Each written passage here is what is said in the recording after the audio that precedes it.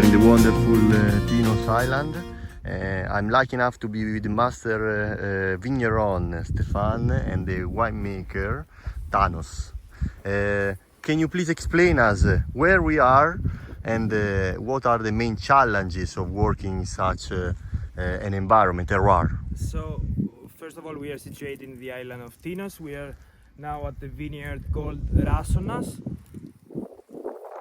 a vineyard that we have 100% Mavrotragano, and it's a vineyard where we produce the Mavrotragano, the Clostegastan Mavrotragano rare. It's impressive, the high density of the vine. People usually don't expect this high density in such a warm climate. How can you actually be able to have this high density in this warm climate? Can you explain us, please, Stefan? Because of the management of the soil first, I think, and because we wanted to have something with a very high quantity, to have a lot of concurrence in terms of fruits, and so we produce smaller grapes with maybe more interesting things in the skins, because, as you know, the quality of the wine is in the skins, and it's a perfect place for the Mavrotragano. We have different microclimate here because it's 27 different small terraces, and of course the climate in the outside is totally different from the and so we have to manage it, and this is a perfect place to make some wine with a lot of identity, because the soil is fantastic. We have as you see, some sand and some clay, but also we have a lot of schist, and the schist give a good minerality, give saltiness, because the Mavrotragano is a strong variety to make big wine with a lot of alcohol, and because of the density we control very well the level of alcohol, and because of the schist we keep a lot of freshness in the wine. And Mavrotragano, just for the one following us, is a black-skinned grape variety indigenous of the place. So of course you can confirm it as well. It needs a little bit more clay in the soil in order to retain a little bit more water, because maybe it needs it as well, right? Exactly. Because of the clay, we don't need a lot of water. Yeah. And we have the organization to be able to irrigate, but we try the maximum to avoid irrigation, because the project is to make something very natural. Amazing. Last question before we move to the other plot. In terms of hectares, how many hectares you have in this plot? 2 hectares. 2 hectares. And usually when do you start picking up the grape in this one? So it's usually beginning of September. It's actually one of the first plots we harvest. Yeah, just after the rosé. Exactly. Thank you very much for now, and we'll see you very soon in the other plot.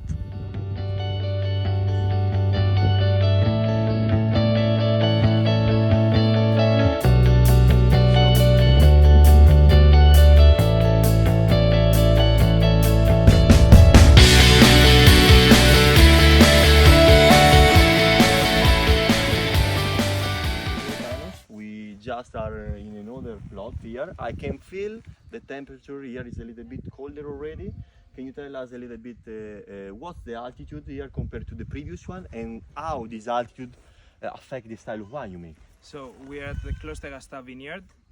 It's our biggest vineyard, actually our biggest parcel, 7.5 hectares, all united. We have 95% of Assyrtiko planted here, all of our Assyrtiko is here, and we have a tiny bit of Mavrotragano as well.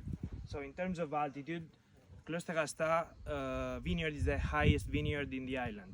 We are at 460 meters above sea level, so we have a difference from the other plot of around 80 to 100 meters, and we already can feel the fresh, yes, absolutely, the cooler temperatures. That's really important for us, and there are many factors. The most important factor, I would say, is that it's cooling down the area. So we already feel it, and during the summer, because of the higher altitude, the temperatures are lower, so we don't exceed the 30 to 32 degrees of Celsius during the day in July, August. Apart from the altitude, we have the strong winds from the north, the meltums we call them. Those are also cooling down the area, and at the same time they bring the salt and the iodine of the water, and those are characteristics of our vines, of our wines. Incredible, impressive. Diurnal range, iodine, that's a really important factor to influence the style of wine which is made in this plot.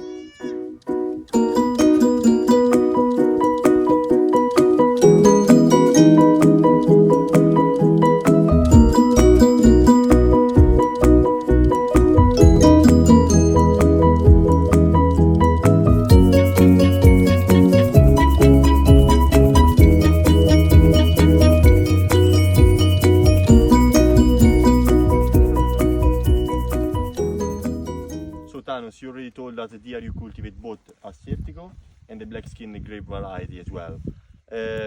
What's the soil where you plant Assyrtiko, and what's the soil instead where you plant the black skin grape variety?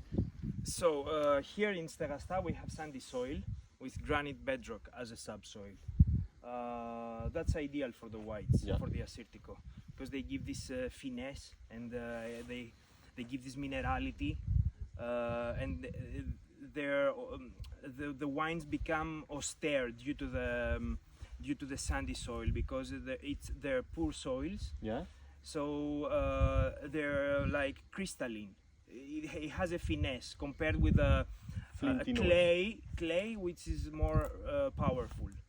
Yeah? And also here in Sterasta, since we've separated Sterasta in different spots and we harvest Assyrtiko in different maturity dates, we have a spot that has a tiny bit of clay. Mm-hmm. And this is where it comes the Sterasta Assyrtiko rare. So we have the characteristics of the sandy soil, From the, one the side. finesse, the minerality, this austerity and energy that a poor soil can give, and at the same time, due to the tiny bit of clay it has, it gives also power. So the result is completely different. And also believe that for the black here, black skin is a little bit fresher because the altitude is higher. So that's very important so it also holds for the the blend, right? acidity. For the blend is ideal Perfect. because we have different characteristics. One last question before we go actually, it's about the challenges that you have here. Of course, one of the big challenge is the wind. The which wind. is very, today we are very lucky actually, Yeah. there is no wind, so There we is can no shoot wind. this video like this, otherwise it would be impossible. Exactly. But the wind is a big challenge. Huge.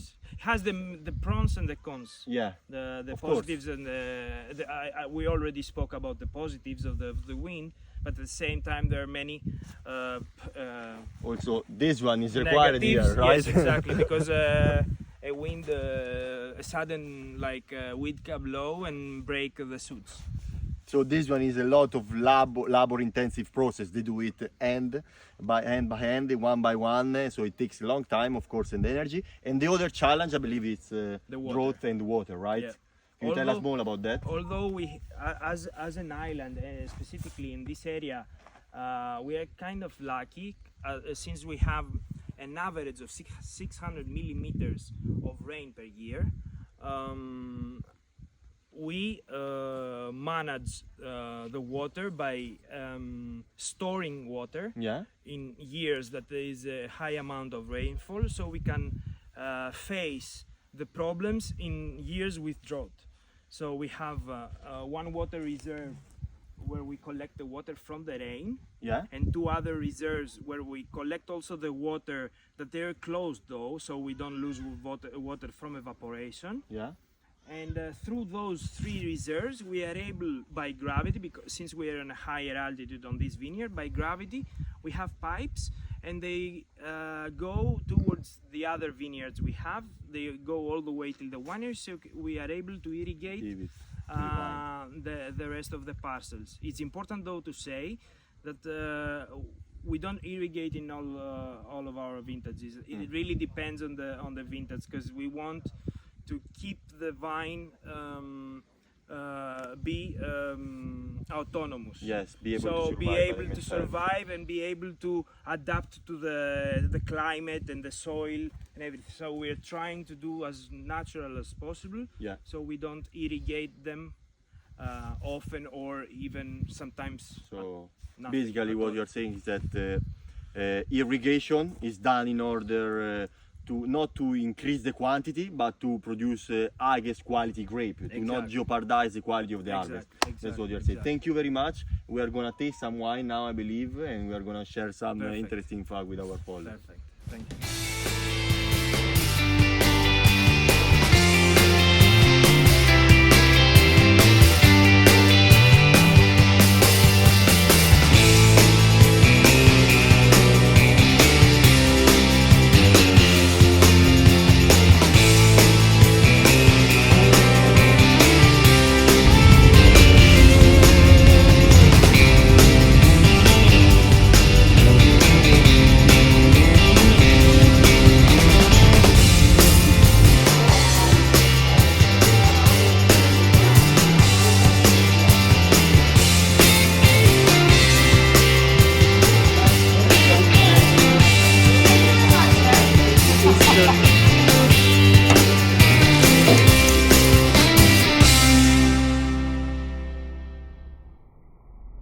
Here we go, the tasting is over now. I've got my idea, my personal idea regarding the wine, but no one better than Thanos can give us an opinion regarding them and what to expect from them.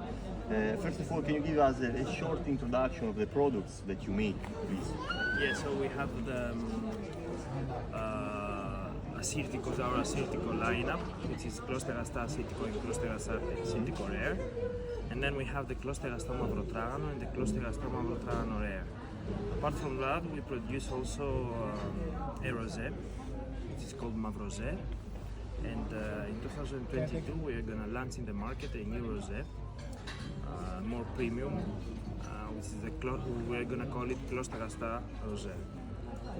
Which meets the level of the Closterasta gum.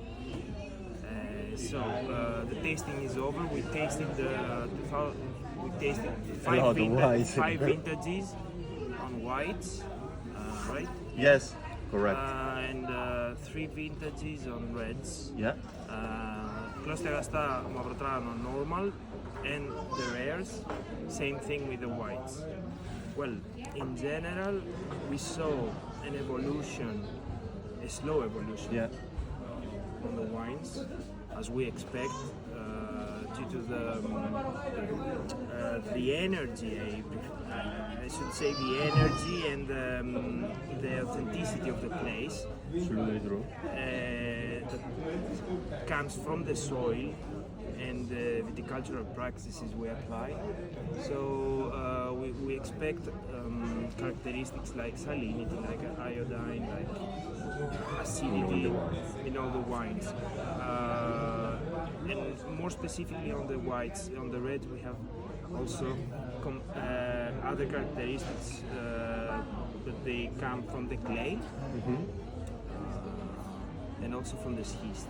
So more powerful wines, and also sensation of graphite that comes from the schist, and as well as acidity, because we have parts of Mavrotragano that they come from the sand and the granite, and also from the schist.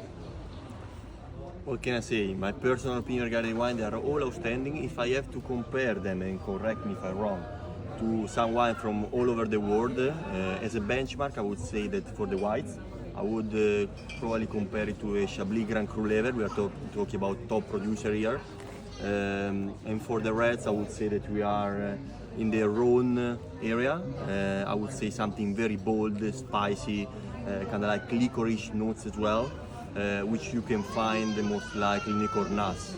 So we're talking about top quality area and top quality producer as well.